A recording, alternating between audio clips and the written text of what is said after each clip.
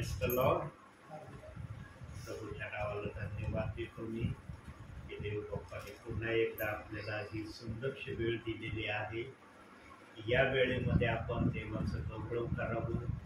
देवापासून आपल्याला काय निरोप आहे किंवा देव आपल्याला कोणते आशीर्वाद देण्याची इच्छा वचनातून आणि कृतीतून आपल्यासाठी करतो त्याचा आपण फक्त अनुभव घेण्याकरिता या ठिकाणी एकत्रित आहोत.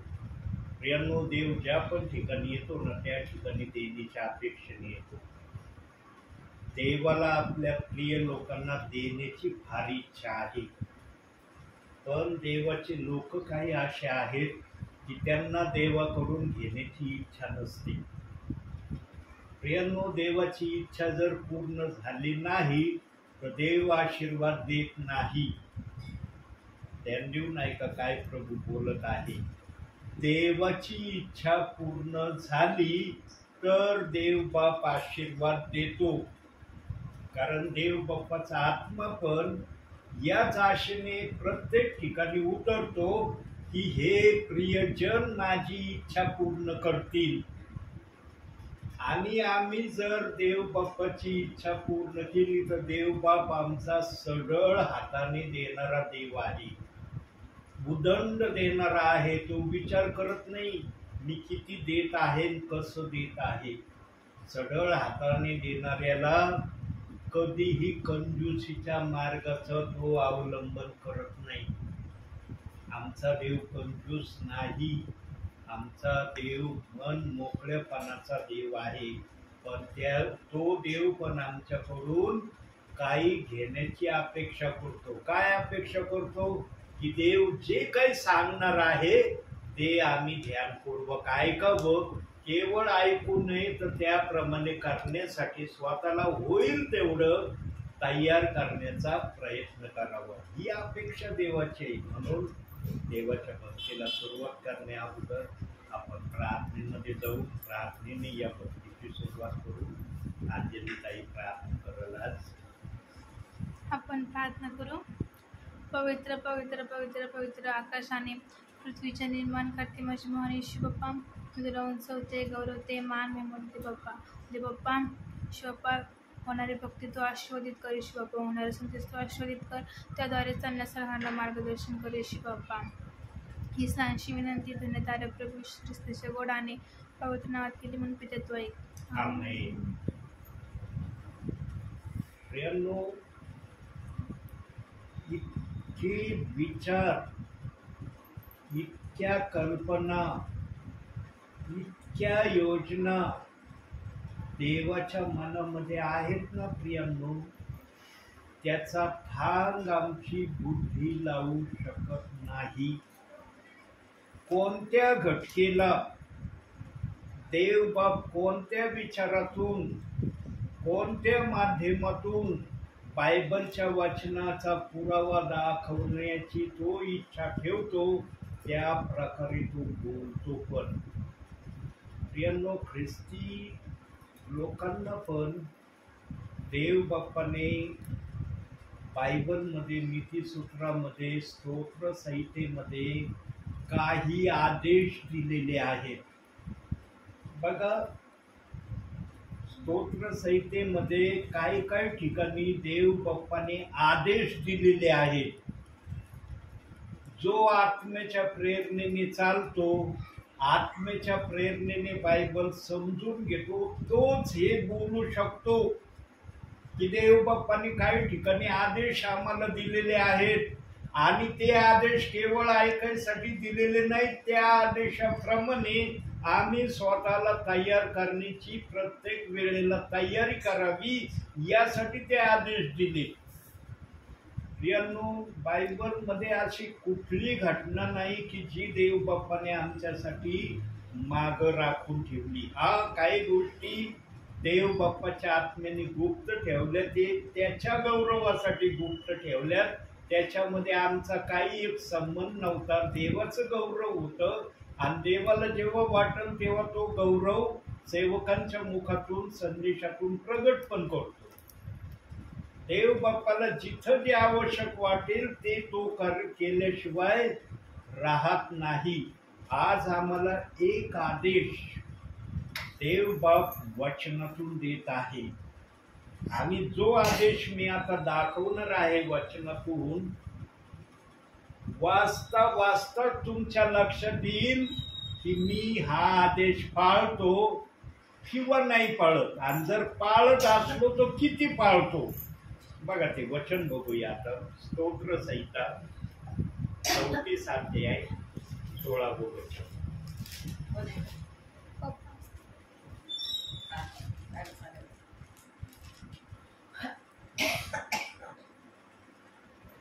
वाईट करणाऱ्याची आठवण सुद्धा पृथ्वीवर राहू नये म्हणून परमेश्वर त्यांना विन्मुख होतो.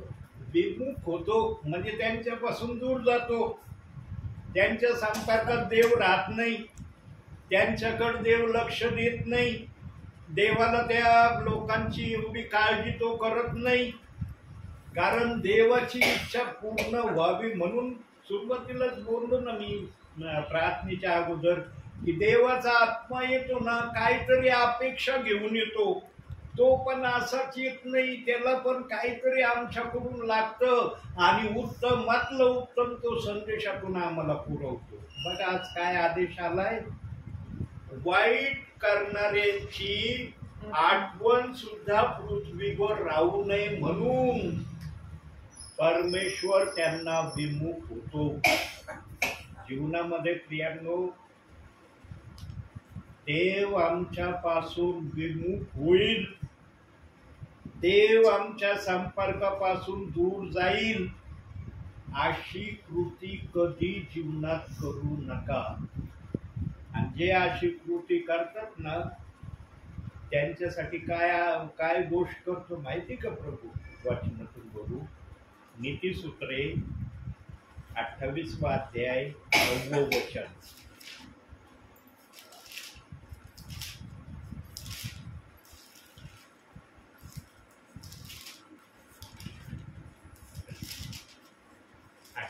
अध्याय 9 वचन. धर्मशास्त्र कानी पडू नये म्हणून जो आपला कान बंद करीतो त्याची प्रार्थना देखील वीट आणणारी आहे. मग अशा लोकांच्या प्रार्थनेकडे देव बाप्पाचं लक्ष राहत नाही. देव बाप म्हणतो तुम्ही किती प्रार्थना करा, किती माझ्या नावाने वेळ घालवा, कारण तुम्ही माझ्या आज्ञेप्रमाणे वागत नाही, माझ्या आदेशाप्रमाणे करत नाही. मला जे आवडतं त्या गोष्टींमध्ये तुम्ही रुची दाखवत नाही. म्हणून देवबाप म्हणतो तू सगळं करशील पण मी तुझं ऐकणारच नाही, तुझ्या बोलण्याकडे माझं लक्षच राहणार नाही. म्हणून काही विश्वासणारे म्हणतात बरं का, मला माझ्या भावी सेवेमध्ये काही विश्वासणारे म्हणले, एक बहीण तर म्हणले, ब्रदर 25 वर्ष झाले मी एक गोष्ट प्रभूला मागत आहे, पण प्रभूने आजपर्यंत मला ती गोष्ट दिली नाही आणि मी रोज मागते देव बाप्पाला. माझ्या देवाला हे सांगण्यापासून मी कोणत्या दिवशी माघार घेतलेली नाही किंवा विसरले पण नाही. मी जेवण जेवायचं एखाद्या वेळेस विसरण, पण मी ती गोष्ट देव बाप्पाला सांगितल्याशिवाय राहत नाही.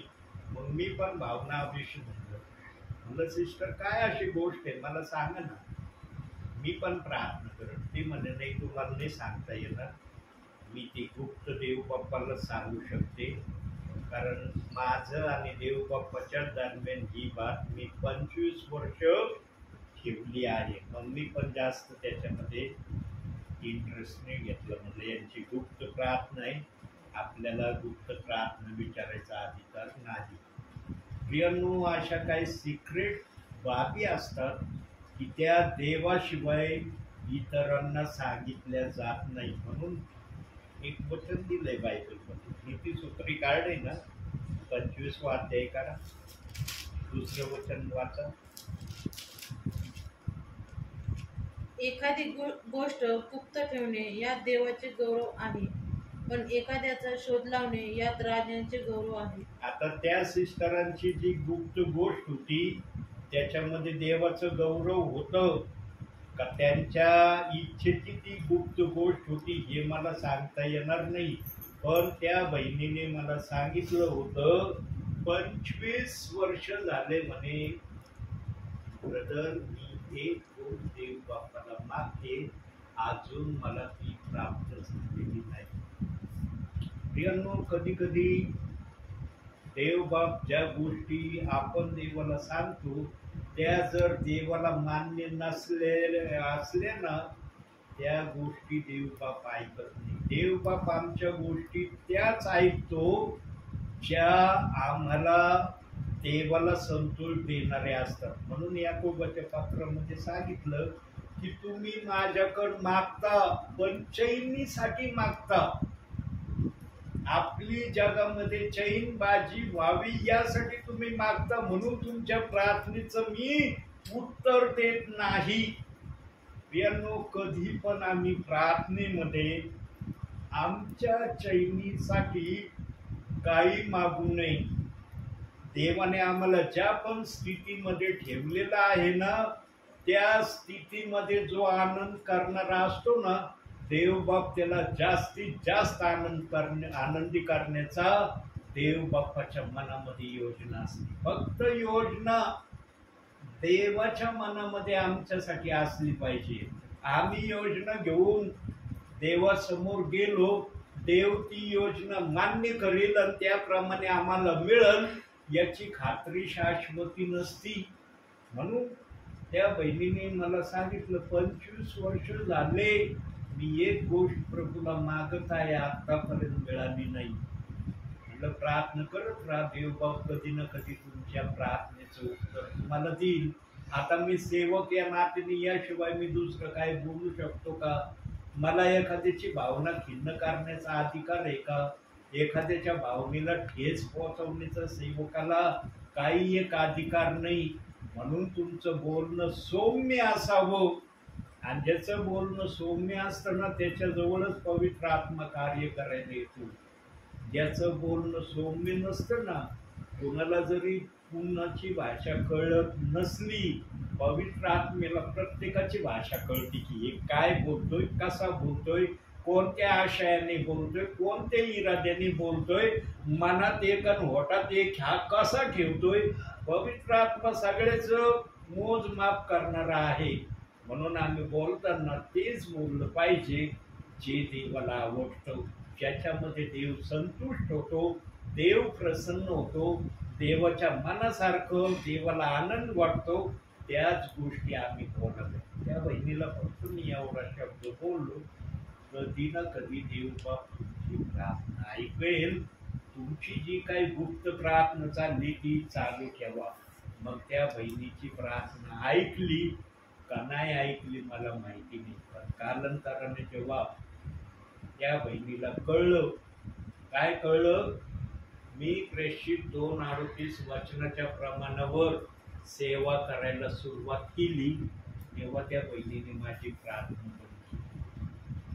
मी नेहमी सांगतो ना प्रियांनो, या वचनामुळं माझे फार परिवार देवामधून कमी झाले. काही जणांनी स्वतःहून मला बंद केलं, काही जणांनी दुसऱ्याच्या सांगण्यामुळं मला प्रार्थनेला येणं बंद केलं. मी कुठंच नाराज झालो नाही प्रियांनो. जीवनामध्ये मी म्हणलं देव बाप्पा तुझी सेवा आहे, तुला जर सेवा चालू ठेवायची असली तर मला परिवार दे, तुला सेवा नसली चालू ठेवायची मी घरात बसायला तयार आहे. आणि मला जर तू म्हणलं ना घरात का बसला, तू दाखवीत नाही मला परिवार नाही, कुठं जाऊ मी? माझ्या मनाने कोणत्या परिवारात गेलो तिथं कार्य होईल याची तू हमी घेतली का? तुझ्या सांगण्याने सर्व होणं शक्य आहे, माझ्या सांगण्याने काय होणं शक्य आहे? म्हणून प्रियांनो, देवाने माझ्या जीवनात पण असं कार्य केलं. खरं सांगतो, मी देवाच्या उपस्थितीमध्ये सांगतो, एक परिवार जर माझा प्रभू पासून हिरावला गेला ना, देव बाप्पांनी मला 10 परिवार दिले, 10 दरवाजे माझ्यासाठी उघडले. आणि ती प्रक्रिया आजही चाललेली. आजही मला फोन येतात, ब्रदर आमच्या घरी या. पण कुणाचा फोन आला आणि लगेच मी त्यांना टायमिंग दिला, येतो मी आजच तुमच्या घरी, असं मी मुळीच करत नाही. देव बाप दाखवील त्यावेळेला मी तुमच्या घरी आल्याशिवाय राहणार नाही. फलटणवरून एक ब्रदर आहेत बनकर म्हणून. त्या बनकर नावाच्या ब्रदरांनी CNIचे मला वाटतं ते, कारण त्याचे जे काही संदेश ते पाठवतात ना त्याच्यावरून मी तर्क काढलाय की ते CNI चर्चचे असू शकतात. त्यांनी मला म्हणले आमच्याकडे प्रार्थनेला या. त्यांना पण मी शब्द दिलेला आहे, जेव्हा देव मला दाखवील तेव्हा मी तुमच्या इथं प्रार्थनेला आल्याशिवाय राहणार नाही. पण आज जवळजवळ 2 वर्ष होत आले. 2 वर्षामध्ये देव बाप्पाने आत्तापर्यंत मला त्या फलटण या ठिकाणी बनकर यांच्याकडे जाण्यासाठी प्रयत्न केले. कारण देव बाप्पाने प्रेरणा दिल्यावर मी हर हालमध्ये त्यांच्याकडे जाईल. जरी त्यांनी मला पाहिलं नाही, मी त्यांना पाहिलं नाही, ते मला संदेशाच्या माध्यमातून पाहत असतील, पण त्यांना मी प्रत्यक्षात पाहिलेलं नाही.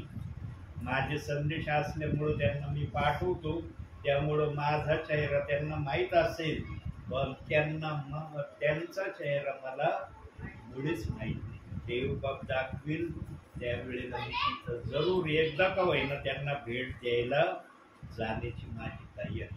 हे का सांगतो प्रियांनो मी, कारण जो देवाला उंच करण्याची नेहमी अपेक्षा करतो, नेहमी देवाचा सन्मान इतरांच्या जीवनातून प्रगट करण्याची इच्छा ठेवतो, देवबाप त्याचे दरवाजे कधीही बंद करत नाही. आणि कुणी जर दरवाजे बंद केले तर देवबाप निरनिराळे दरवाजे त्या दासासाठी उघडे करतो. आणि मी देवाशी करार हाच केलेला आहे की तुझं हे वचन प्रथम मी समजून घेईन आणि मग समजून सांगायला जाईल. देवाने पण माझा जो करार मी देवासमोर केला तो करार देव बाप्पाने काही अंशी मान्य केला. मला ते वचन थोडं का होईना, 30% का होईना देव बाप्पाने समजावून सांगितलंय की असं असं हे वचन आहे. आणि जेव्हा तू जाशील माझ्या नावाने माझ्या सांगण्याप्रमाणे माझा आत्मा येईल आणि माझ्या विश्वासणाऱ्यांना त्या वचनातून जसं आत्म्याची इच्छा असेल तसं तुला बोलायला वाचन मिळणार आहे.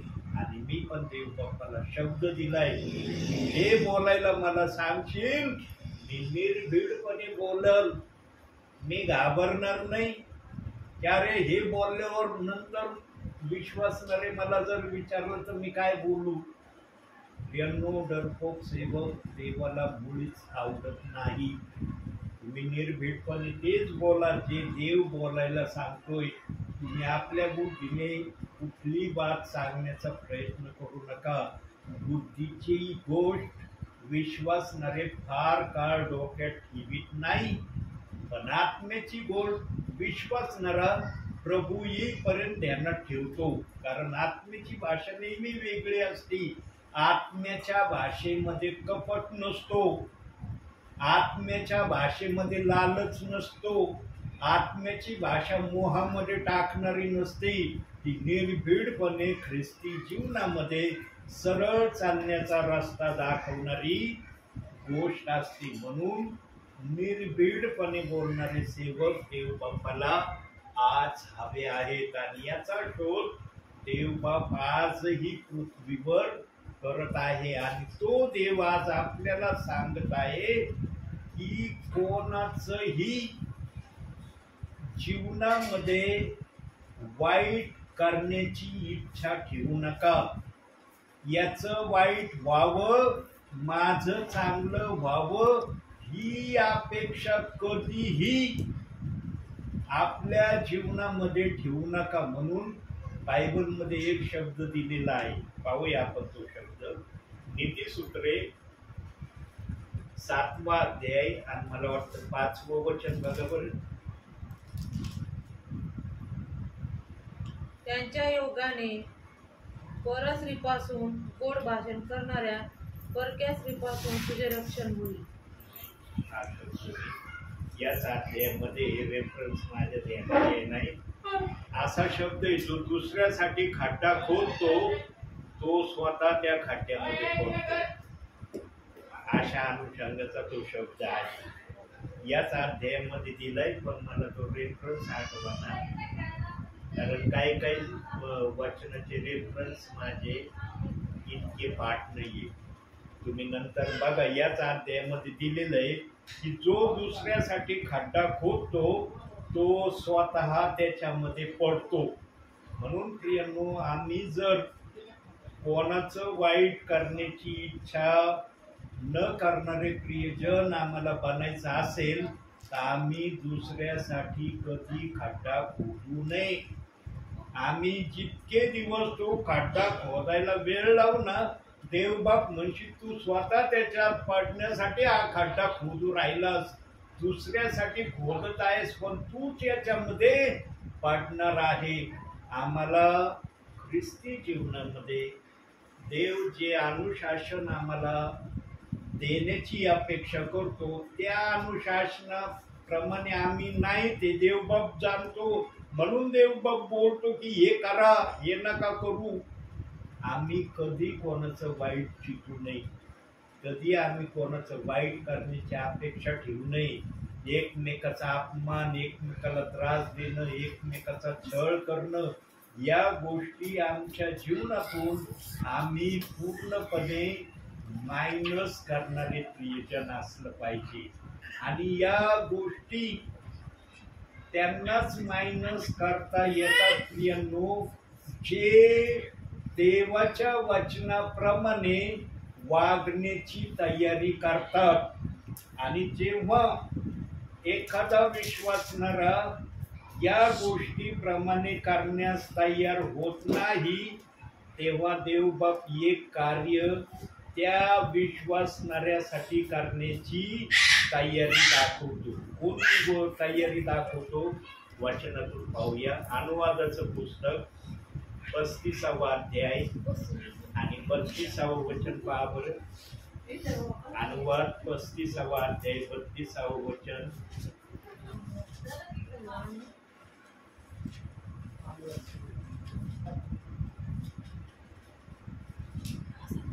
सॉरी, 32 अध्याय 35वा वचन. 32 अध्याय 35वा वचन.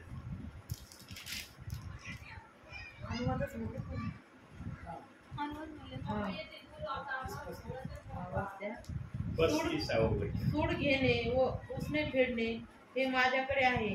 त्याचे पाय घसरतील तेव्हा हे घडेल, कारण त्याचा संकटकाल जवळ आला आहे. त्यांच्यावर ओढवणारे प्रसंग लवकर येत आहेत.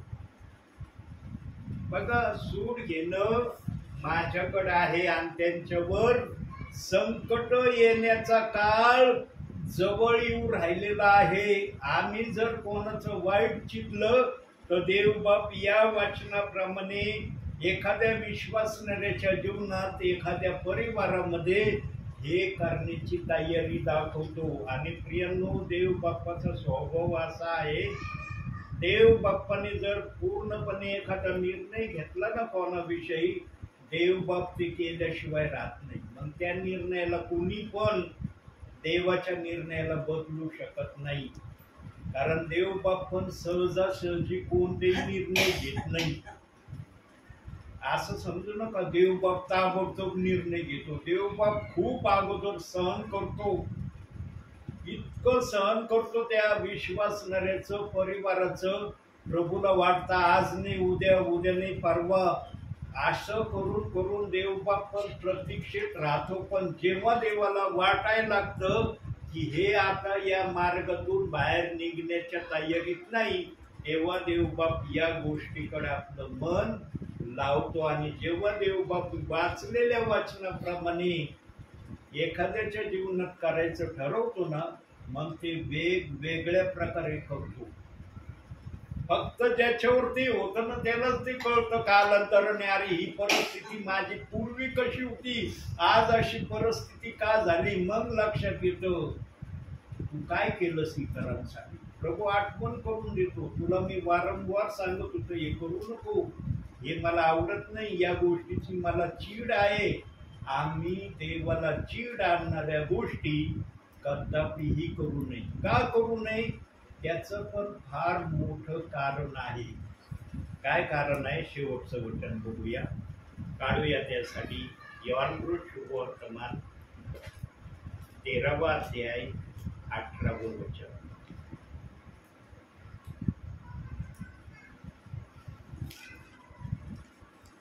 किती वाजले?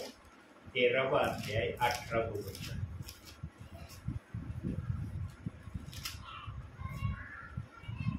मी तुम्हा सर्वांविषयी बोलत नाही. जे मी निवडले ते मला माहीत आहे. तरी ज्याने माझे अन्न खाल्ले त्यानेही माझ्यावर लाथ उघडली आहे. हा शास्त्रलेख पूर्ण झाला पाहिजे.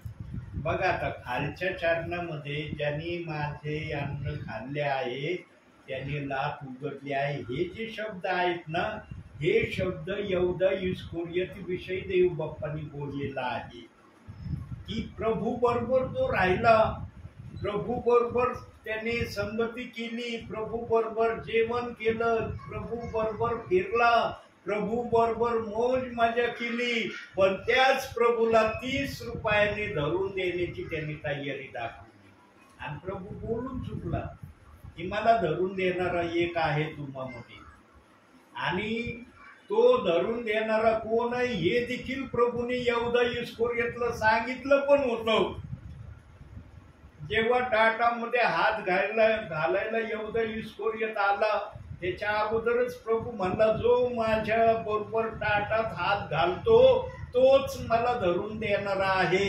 इथपर्यंत यहूदाला सांगितलं तरी यहूदाने प्रभूला धरून देण्यापासून माघार घेतली नाही, आणि धरून दिल्यावर त्याला पस्तावा झाला, पश्चाताप झाला नाही. पस्तावा झाला, पस्ताव्यामुळं त्याला मारावं लागलं.